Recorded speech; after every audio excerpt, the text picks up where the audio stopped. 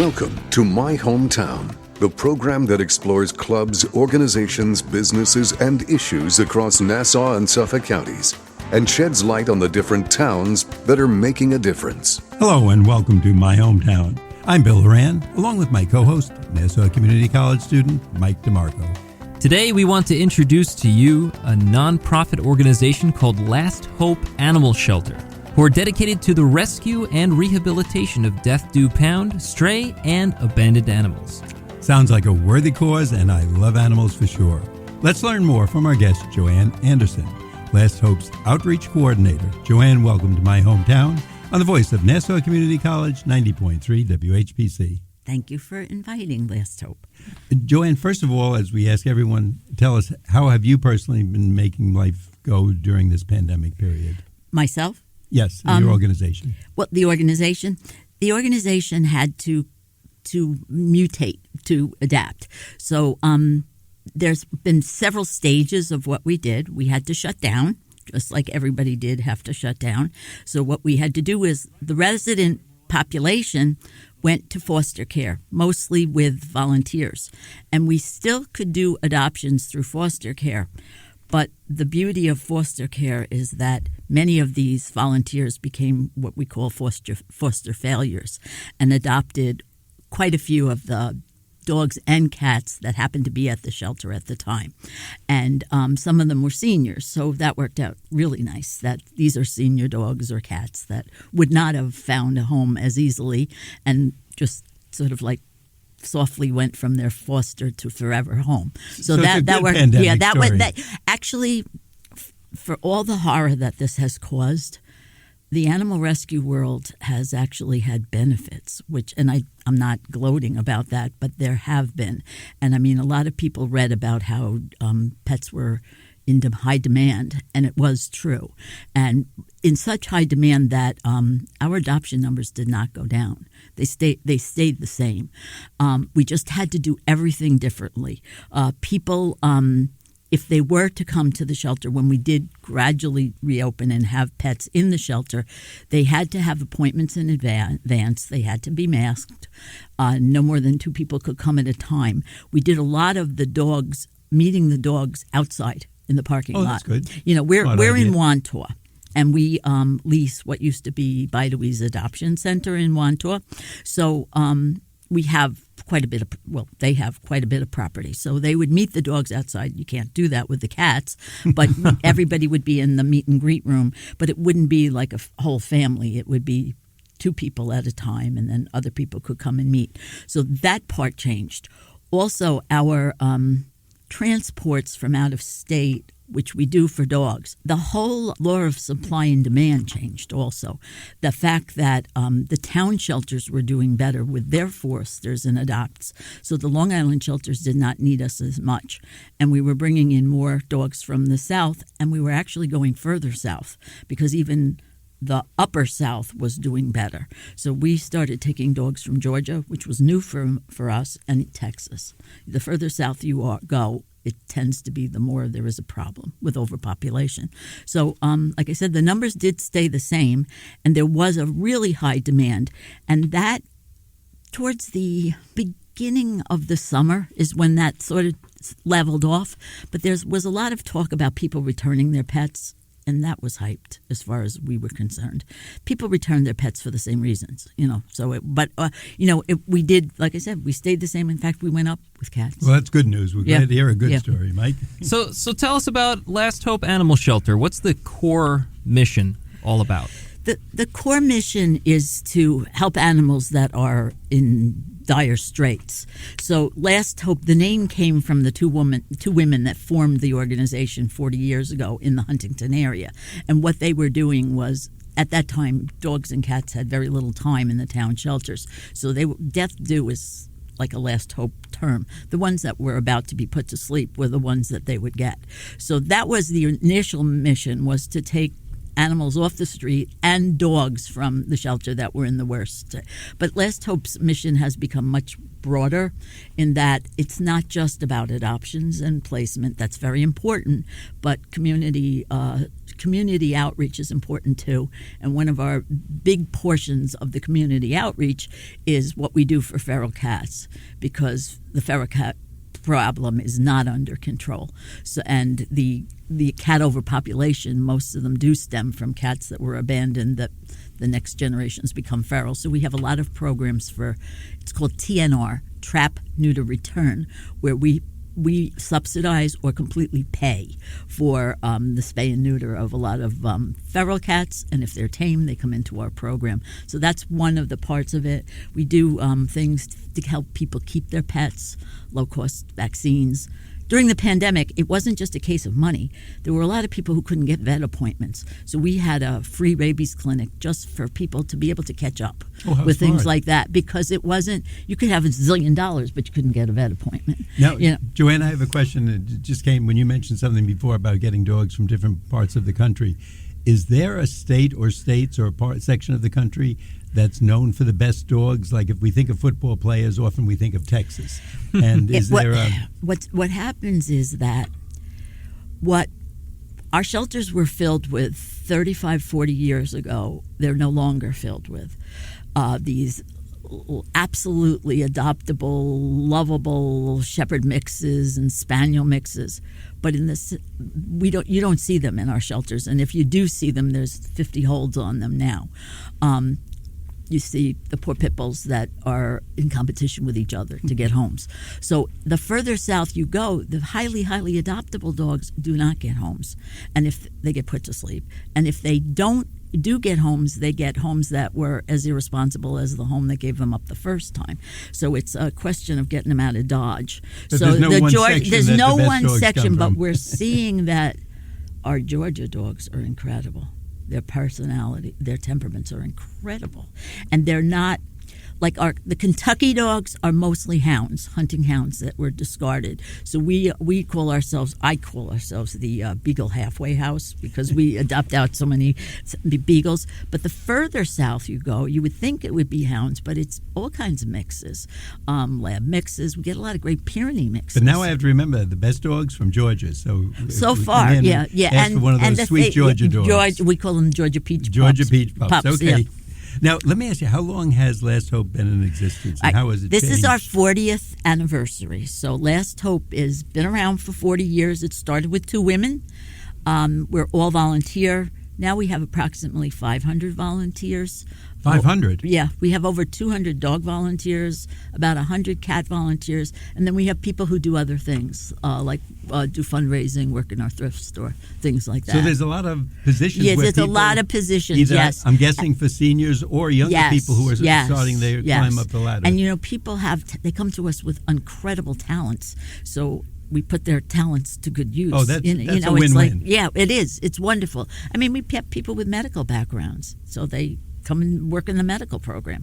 We have people who, we have the woman who is the grant writer for New York University in science. Wow. And she was one of our best. This is a smart organization. Yeah. This is she was right. We have a chemist from Columbia. She autoclaves our things at our clinics. Between these people and the Georgia Peach Pups, this we is have some place. we have like wonderful you volunteers. Really do. Yeah. So, where's the? I know you mentioned a little bit about the location, but where is it located exactly? Our main adoption center now, and for the last 10 years, has been in Wantua, which is it's the you know how you have Museum Row here. We're the shelter strip. Beltois Avenue in Wantua is Hempstead Shelter. What's left of Bidewee, they hold dogs for isolation there and then send them to their other shelters, and us in a row, 3 shelters in a row, right across the street from Wantua High School. So that's our main adoption center. Then we have cats in 4 stores, 2 PetSmarts and 2 Petcos, because they both of those big corporations believe in adoption, and they offer free space for you to have cats that stay there until they're adopted. I wonder that whenever you go in there, you see the cat and they look nice and sleepy. And the Pets, they both have foundations where they give grants. They're very generous. So we have cats there, and then we have plenty of cats in foster homes. Right now we have 140 cats on our roster and 55 dogs on our roster under our care. A lot of them, 20 dogs are at Last Hope at most, and the rest are in foster or foster to adopt homes. So you have a home base, and then you have sort of external operations. Right. And the stores are nice because that makes us known in different areas. Yeah.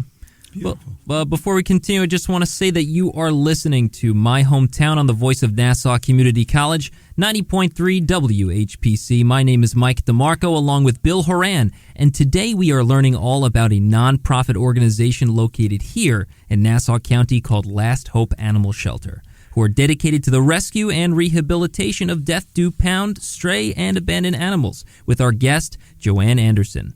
Last Hope Outreach Coordinator. Joanne, I'm just going to throw out a chance for you to make a commercial for the people who are listening. Is there anything you need that people may not know about? Like maybe they have an excess amount of dog food or their dog doesn't like dry food. Do you take donations, or is that something that people should be aware of? Yeah, we do. Yes. Or if a dog passes away and people have dog toys and a dog cage? Yes, we do. And we get a lot of donations that way. No rescue or shelter is allowed to take opened bags of dog food. Okay. And we have a connection to two organizations that help feed the pets of people who can't afford to feed. Long Island Cares, the Harry Chapin, has the Baxter's Pet Food Pantry. So what we can't use goes to them. And then there's a one-man incredible organization called Nobody Starves on Long Island. He's in Middle Island. His name is Gary Kaufman. So anything we can go, and Gary does take open bags, and then he distributes to everyone. So anything we can't use goes to one of those two organizations. Nothing goes to waste. What we don't need is, people are very nice about giving blankets, but we don't. Blankets are too hard to launder, and our dogs do have. See, that's the things we wouldn't know, and it's good that you told us. No, and we actually, this is probably not legal, but we do take medicines when people have dogs that die, because these medicines are incredibly expensive. And we don't use them for our own pets, but when we know people are using that medicine, we distribute the wealth. And of course, I'm sure that the VMA will come after me for that. But well, it's funny. One time I was online in the store behind a lady, and she bought 250 pounds of Old Roy dog food. Right. And they come in bags that look like flour or fertilizer or something.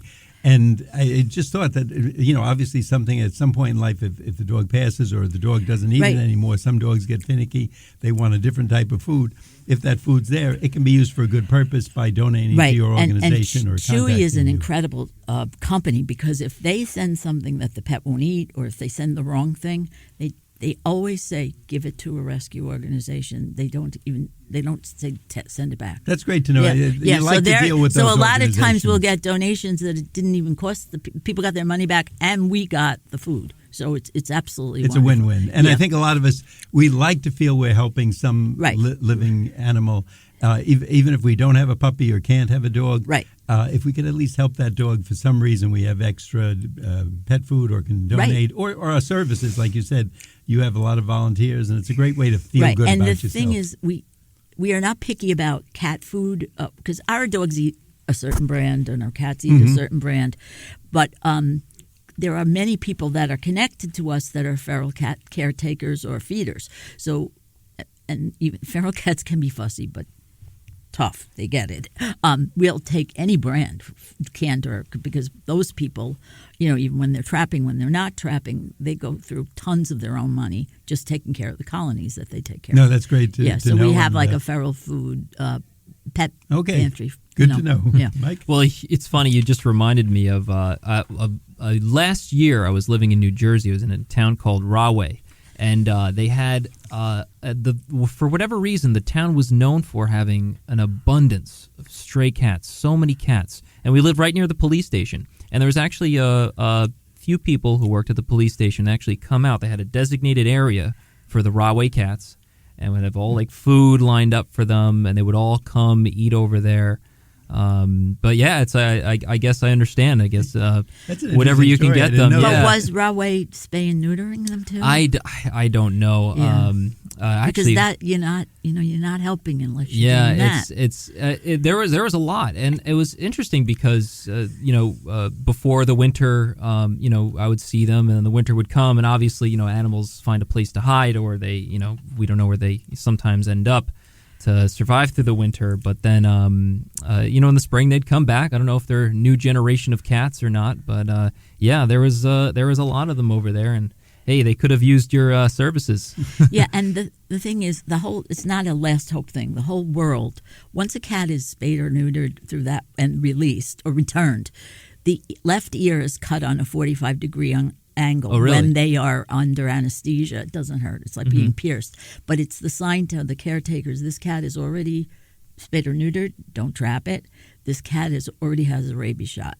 So it helps you also to keep track when you are doing I'm the learning colony. so much today. For others So who are- and the reason they do it on an angle is because if they do it, they used to do a V, but that looks like a cat got into a fight. I see. So it's much easier to tell who's done. More distinctive. Yeah, and it's also to tell if somebody new has shown up at your colony. Now, besides rescue and adoption, what other services does Last Hope provide? Okay, so the biggest program is our Fix a Feral program, which has many facets. We do subsidize vouchers through vets that cooperate with us, where the people will pay $15 and we pay the rest. And right now it's up to about $90 to do a cat, a male or a female cat. So we're paying $75 of it, and people can have up to 5 vouchers. So that's one program, and we do that. Cats are born typically from mid-April to end of November. So by the September, it's when you have your bulk of your kittens, where it's the real glut. So we try to time when we have these different things available based on the reproductive year of cats. So that's one program we have. We have a new program with Dr. Levitan, who has opened a place in East Meadow called Helping Paw, where we pay for $25 on a Wednesday completely.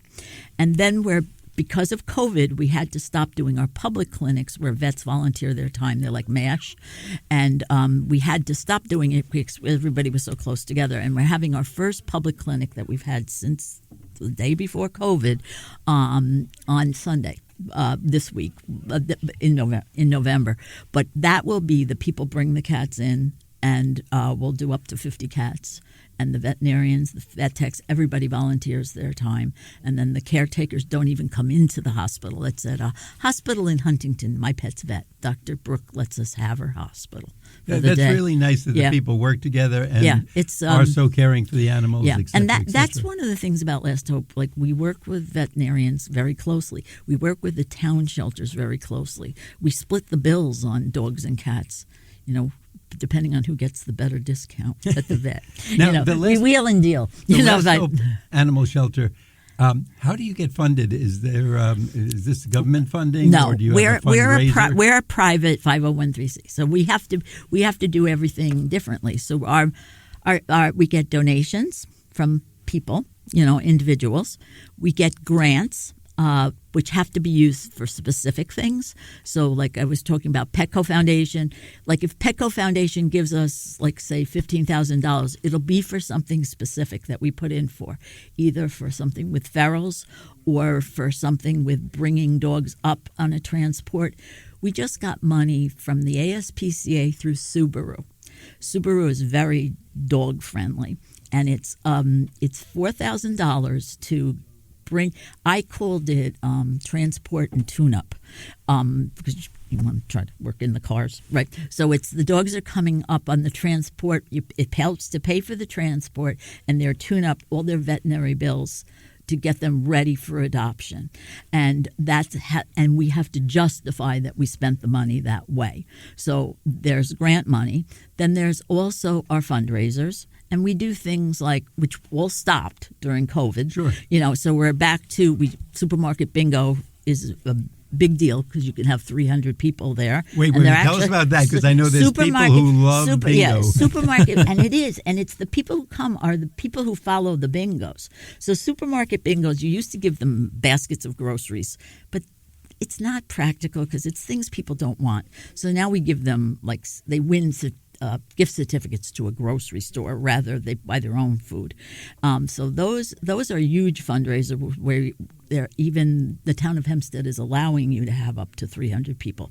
That was one of the problems with COVID, whether or not you could have the capacity that you had before, because certain things made a certain amount of money, and if you could only have 100 people, it's not worth. The work. Yeah. That sounds like a fun event, and you just like to have fun. It's a little competition, and even if you lose, it's going to a good cause. And we do a wine tasting every year at the museum. We used to do it at Walt Whitman's house. This is a fun group. Yeah, we used to do it at Walt Whitman's house, but you get yelled at if you put your wine glass by the leaves of grass. So we don't go there anymore. So now we go to the Museum of the Armory in Old Bethpage, and it's like a beautiful setting, and we do a live auction. And there's a lot like you're that. telling us. I don't think people are even aware of this. And it's like fun. These things are fun. Oh, I can imagine. And they're fun for the people who do them. We have a lot more questions for you, but I know Mike has to give a brief announcement. Well, once again, you are listening to My Hometown on the voice of Nassau Community College, 90.3 WHPC. My name is Mike DeMarco, along with Bill Horan, and today we are learning all about a nonprofit organization located here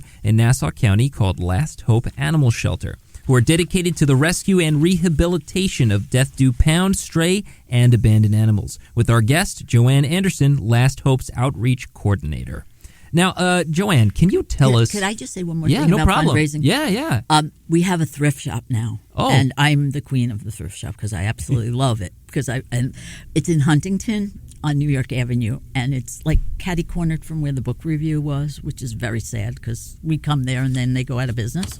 But we've been there since June and down the block from the Paramount. So it's so incredible because people give us things they don't want, and we sell them and we turn them into a spay or a knee replacement for a dog. It's just like, this used to be somebody's jacket. Now it's going to pay for, it's going to pay for rent, things like that. And it's unbelievable because it's bringing... And it's something somebody else can use. And it's it's a win on both sides. And the things we have, That's really good. Have are unbelievable. I mean, we sold the xylophone. That's the type of people. There's no limit to what people give us. So you have no idea what's in my basement. We got to talk after the show. But I'm interrupting Mike. You have a xylophone? I don't. I already have that. So maybe some old golf clubs. Right. Well, it's pretty exciting how you can repurpose things like that. I got some old TVs that could help out with a few dogs and cats. So. First off, also, while we're on the subject, tell us about the adoption process. Like, for example, like if I'm interested in adopting a dog, like, can I walk in and walk out the same day, or is there a waiting process involved? It takes a few days, but and if you're a person who adopted from us before, it usually goes faster. But things... it used to be there was a physical home check, which is not happening with anybody anymore because of COVID. So now there's person fills out an application. Well, now we're open from Wednesday through Sunday, where you can come in with a mask on at certain hours for dogs and cats to see them. Up until then, it was still by appointment. But if you see a pet that you like, or if you see it even online, you can put in the application ahead of time, and if you're pre-approved, then you come and meet the pet and see if you really like it. And if you really like it, your application's going to have on it the past pets you had, if you rent, and if you own your home, and it's going to have personal references, which are not supposed to be relatives, but who knows, veterinary references. All of these things are checked out first. And now they're doing home checks either with Zoom or FaceTime that way. The cats were always delivered. Now they're doing the home checks the same way. So it'll take a few days, but there are times where if everything falls into place, and if you have a dog, your dog comes and does a meet and greet at our place, which is neutral territory, because you want, and if you have a cat, we have 2 families that take our dogs home and do real cat tests where the dogs stay on leash and they video the cat test so that the people could see also what the cat test looks, because just walking a dog past a cat cage is not good enough. It has to be. And the ones that are great are wind up watching TV with the cats by the time that they leave. But so that's all done. And it could take a couple days, but there have been dogs that have been adopted in a day if everything falls into place. Okay. Now, Joanne, running an adoption agency and doing all this, you must have some really great stories about people who've come and adopted a dog, etc. Right. Can you pull one out of the hat and tell us about it? We had a dog named Hope come from Kentucky 2 years ago, and this family came in from New Jersey who had been to many other places, including North Shore Animal League and Hempstead Shelter and many places in New Jersey, and their daughter had just been diagnosed with epilepsy, and she had just started to have seizures, and they wanted a seizure alert dog. Now, to buy a trained one, it could cost you $10,000-$20,000. They came through. We had just gotten this Collie Shepherd mix, Hope, that day. The daughter hears the dog's name is Hope, says this is the dog. There was this instant rapport between her and the dog. They adopt, and the father was remarkable. He's not a dog trainer. He's a fireman. He trained the dog to be a seizure alert dog. And she was all set to go to school with her when COVID happened.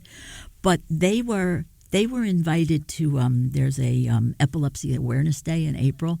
They were invited to Disney World as a team, and the child and the dog, with the dog with her, to speak at an epilepsy conference.